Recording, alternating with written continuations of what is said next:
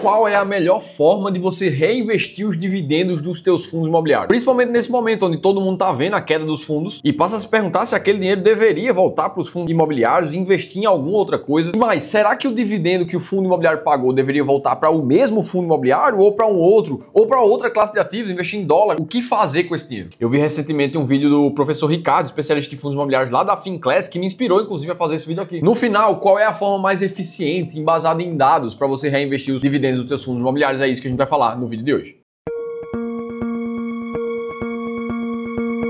Boa, vamos lá, e toda vez que a gente olha para a valorização de um fundo imobiliário, a gente percebe uma diferença gigantesca aqui. Eu peguei o primeiro fundo que eu lembrei aqui, o KNRI, que é Rendimentos Imobiliários, e aí a gente olha os últimos 5 anos, a gente vê uma valorização que basicamente foi no 0 a 0, ele caiu 2,9 nesse período. Agora, quando a gente coloca o reinvestimento dos proventos nessa conta, a gente vê na verdade uma alta de 57% no mesmo tempo. Ah, Felipe, mas é porque esse fundo aí ele é de papel e aí os dividendos são mais relevantes. Isso é verdade. Vamos olhar um fundo de tijolo também para ver aqui. O XP Malls aqui, ó, que sofreu pra caramba ali na pandemia, nos últimos 5 anos ele caiu 26%. Quando a gente considera o reinvestimento dos proventos no mesmo fundo, a queda, na verdade, virou uma alta de 3%, ainda considerando a queda do Covid. E aí esse resultado aqui, o que é que ele considera? Ele é o famoso Total Return. Retorno total no mercado financeiro, valorização mais dividendo. É, por exemplo, você chegar no caso do XPML, ver que ele pagou 92 centavos de dividendo por cota nos últimos meses. E aí, se você tem uma cota atual de R$ 98,64, ora, para eu comprar uma nova cota a esse valor aqui do XPML e com os dividendos por cota de 92 centavos, eu tô falando que eu preciso de 108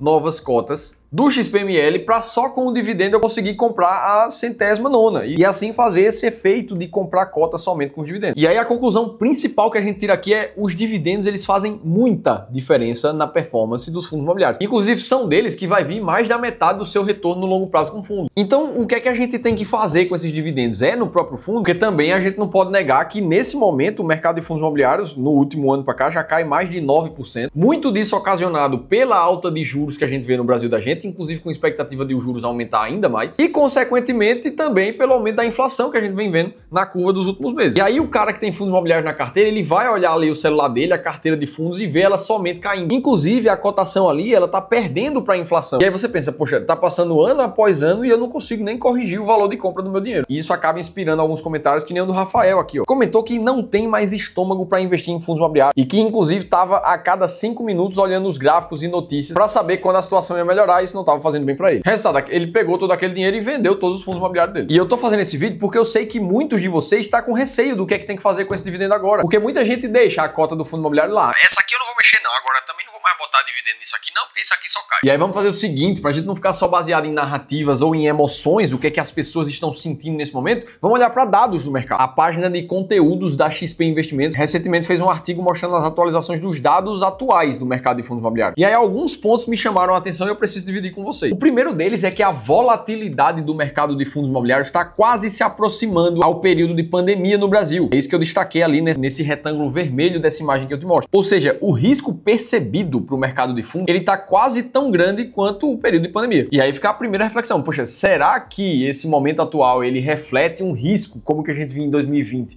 de o mundo inteiro fechar a economia e parar tudo? Porque olhando para dados, o que a gente vê é um risco considerado parecido. Vamos seguir em frente para a gente entender um pouco mais. Quando a gente olha para 2024 e começo do ano 2025, a gente vê o pior momento da história dos fundos imobiliários em termos de retorno. É isso que eu destaquei ali também no retângulo vermelho para você. Então, beleza, são métricas que mostram o preço e o risco ali. Agora, como é que está a remuneração em termos de preço e dividendos dos fundos imobiliários? O fato é que nesse momento o dividend yield do IFIX é o maior da sua história. Lá em 2012 a gente tinha um dividend yield médio na casa de 6% e agora a gente está em mais de 13%.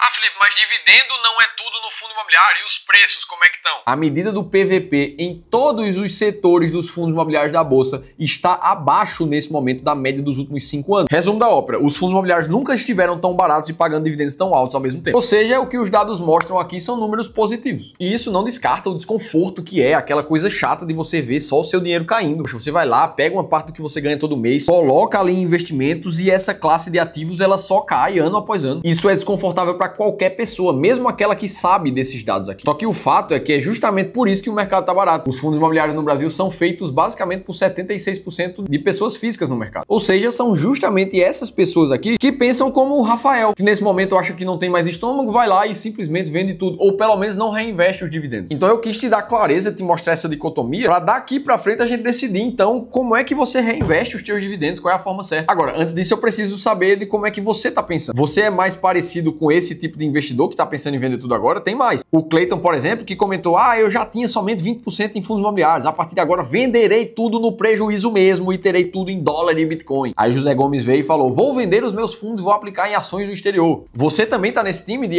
então eu vou vender isso aqui, vou comprar tudo em renda fixa, em ações dolarizadas, porque o momento lá tá muito melhor. Até porque eu sei que a sua cabeça já pensou nisso, já fez conta, inclusive tem amigo seu que está investindo na renda fixa, está ganhando muito mais dinheiro do que você, e você se sente mal com isso. Qual é a oportunidade que você não tá vendo, né? Mas eu preciso te dizer que todas as pessoas que acabam investindo no que acha que é o melhor momento da vida para investir, acabam, na verdade, perdendo dinheiro. Isso não sou eu que estou dizendo, é um estudo do JP Morgan, um dos maiores bancos do mundo. Eles descobriram que a média da rentabilidade dos investidores que investem por conta própria ficou abaixo, inclusive, da inflação, perdendo poder de compra por mais de 20 anos. E tudo isso acontece porque na cabeça desses investidores, o que vai realmente fazer diferença para eles no longo prazo é acertar o timing perfeito de encontrar o ativo que mais vai se valorizar nos próximos anos. Sendo que quando a gente vai analisar fundamentos e dados do mercado financeiro, essa conclusão é completamente o oposto da realidade. Nesse estudo recente aqui do professor Roger Ibbotson, o que foi descoberto é que apenas 1% do resultado dos investidores vem do chamado market timing, que é acertar basicamente qual é o ativo que mais vai se valorizar.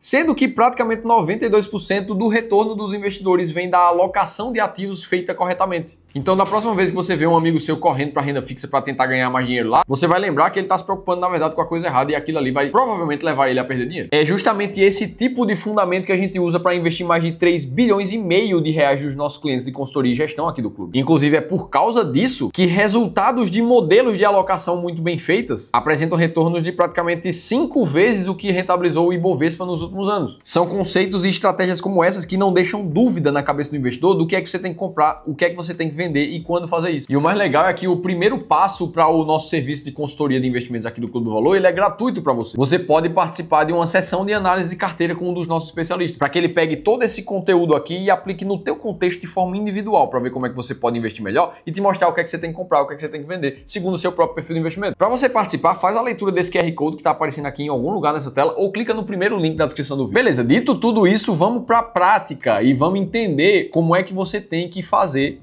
para otimizar o reinvestimento dos dividendos dos seus fundos. E aqui você tem basicamente 3 grandes possibilidades, né? Reinvestir os dividendos no próprio fundo imobiliário que pagou aquele dividendo ali, reinvestir em fundos imobiliários, seja no próprio ou em outro. Por último, reinvestir esses dividendos em outras classes de ativos. Beleza, vamos imaginar um cenário hipotético aqui de uma carteira de investidor montada nessa estrutura aqui para alocar R$1 milhão e ele decidiu que os pesos da alocação de ativos dele vão ser esses aqui, ó. 30% vai estar em fundos imobiliários, outros 30% em ações do Brasil, outros 30% em ações internacionais e 10% em renda fixa. E aí aqui do lado eu botei de forma aleatória os ativos que fazem parte dessas classes. Peguei 3 primeiros fundos imobiliários aqui, por mais que a gente saiba que uma carteira boa de fundos imobiliários não usa somente 3 ativos. Na nossa estratégia de selecionar fundos consolidados e perenes no mercado brasileiro, por exemplo, a gente sempre usa 15 diferentes fundos imobiliários. Mas beleza, a título de exemplo, vamos seguir com esses aqui. E o resto são ETFs e ali um Tesouro Selic para simplificar a nossa vida. Pegando a cotação atual aqui de cada um desses ativos, a gente consegue fazer a conta de quantas cotas a gente precisa ter para ter exatamente essa alocação que a gente predeterminou para esse investidor. E aqui do lado vai estar a quantidade de ativos correta. E aí, beleza, você fez aquela alocação ali, o que é que vai acontecer? Próximo mês você vai receber os primeiros dividendos dos fundos imobiliários. Pegando o dividendo recente desses últimos fundos no último mês e multiplicando pela quantidade de cotas que esse investidor comprou, a gente tem aqui o dividendo total recebido que veio da carteira de fundos, que está girando na casa de R$3 mil, R$ 2.989, segundo a simulação. E aí, beleza, virou o mês, o mercado vai ter se movimentado e o fato é que você tem quase R$3 mil ali na conta para realocar. Como é que você vai fazer essa realocação? Vamos imaginar que você entrou ali na corretora mês que vem e a tua carteira agora, ela tá assim, ó, você tem a mesma quantidade de cotas de cada um dos ativos. Você tá com esse dividendo ali na tua conta para você reinvestir. Agora, o fato é que os preços do mercado se moveram nesse tempo, assim como acontece no mercado sempre. Então, o que a gente vai perceber é que o peso de alocação de ativos dessa carteira, ela variou. Fundo imobiliário foi para 30, 28,99 ações, 30,84 aqui e 10,10 em renda fixa. Vamos analisar as possibilidades que a gente desenhou. A primeira delas é pegar o dividendo e reinvestir no próprio fundo imobiliário que você tem. E aí eu coloquei esse cenário aqui, ó. Você tem um aporte dos dividendos para fazer, 2.989. E com o dividendo recebido de cada fundo, você vai fazer um novo aporte. Então, por exemplo, no MXRF11, você recebeu aqui R$ 992. Ou seja, se a gente tem R$ 992 para comprar cotas que custam R$ 9,56 nesse momento do MXRF. Ora, eu tô falando aqui de conseguir comprar 103 novas cotas para esse fundo, que vai me fazer sair de uma quantidade de cotas de 11.025 para os atuais 11.129 com esse novo aporte. E assim eu faço sucessivamente com os outros dois fundos imobiliários, aumentando a minha participação aqui em cada um deles. Ora, nesse momento eu terminei o meu aporte do mês e o meu peso de alocação de carteira ele segue muito parecido, um pouco mais de 30 aqui, ó, 29 em ações do Brasil, 30% em ações internacionais e pouco mais de 10 em renda fixa. Ou seja, eu continuei priorizando a alocação ali em fundos imobiliários sem nem pensar, eu simplesmente repus o dividendo pago por cada um dos fundos. Beleza, agora vamos para um cenário número 2, onde na verdade, depois de virar o teu mês ali, você fez uma análise mais racional. Poxa, qual é a classe de ativos que está mais distante da alocação que eu desenhei para mim? E nesse caso, a tua resposta vai ser ações do Brasil. Afinal de contas, eu queria ter 30%, eu estou 1% abaixo do que eu realmente queria aqui em ações brasileiras. Já nos fundos imobiliários, eu já tenho os 30% que eu queria ali. O que também é verdade para ações internacionais, o que também é verdade para renda fixa. Ora, o que é que eu vou fazer então? Eu vou comprar ações brasileiras. E aí você vai pegar exatamente os mesmos R$ 2.990 e fazer a conta aqui de quantas cotas você consegue comprar do BOVA11, que é o ativo que está custando no novo valor que a gente colocou, de R$ 120,05.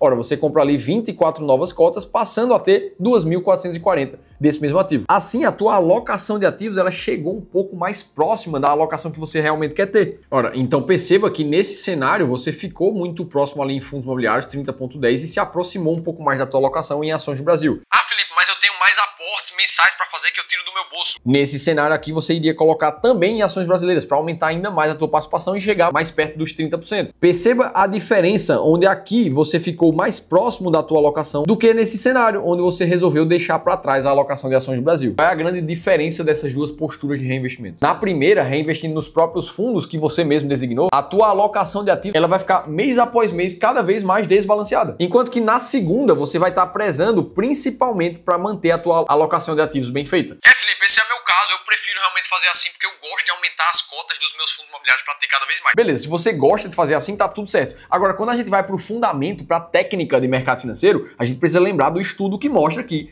92% do resultado de um bom investidor vem da alocação de ativos. Então, priorizar a alocação da tua carteira na hora de reinvestir, na hora de aportar, é muito mais eficiente e inteligente para o investidor de longo prazo. E é por isso que a forma certa de fazer o teu reinvestimento de dividendos, seja de fundos imobiliários, seja de ações, é priorizando sempre voltar para a tua alocação-alvo. Dito tudo isso, se você quiser entender por que a crise no Brasil está piorando e como é que você tem que investir nesse cenário de maior dificuldade, aí você precisa assistir esse outro vídeo aqui que eu te contei tudo isso em detalhes e vou estar te esperando por lá.